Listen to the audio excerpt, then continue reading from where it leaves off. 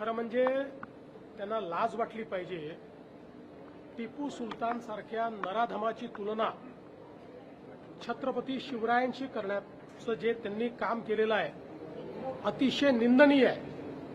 छत्रपती शिवरायांनी स्वराज्य तयार केलं, मोगलांच्या जोखडातून सामान्य माणसाला मुक्त करण्याचं काम केलं आणि खऱ्या अर्थानं सामान्य रयतेचं राज्य तयार करणारे छत्रपती शिवराय होते। आणि त्याचवेळी हजारो लाखो हिंदूंची हत्या करणारा टिपू सुलतान याची तुलना करून दोघांनाही सारखा सन्मान द्या म्हणणं यापेक्षा जास्त लांगुल चालन, जोडे चाटणं हे या जन्मात मी बघितलेलं नाही। आम्ही हे बिलकुल सहन करणार नाही। टिपू सुलतान आणि छत्रपती शिवरायांची तुलना केली याबद्दल त्यांनी माफी मागितली पाहिजे।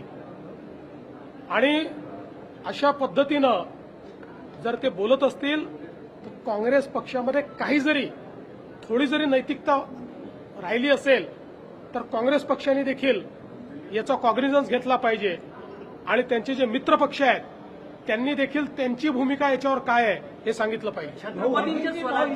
छत्रपतींच्या स्वराज्याचा कामाचा आणि टिपू सुलतानने केलेल्या जो काही हिंसा होती त्याची तुलना करते। मला असं वाटतं की हे कोणत्या शाळेत इतिहास शिकले याचं देखील संशोधन केलं पाहिजे। आणि हा जो नवा इतिहास हे लिहितायत हा इतिहास महाराष्ट्र खपवून घेणार नाही, भारत खपवून घेणार नाही।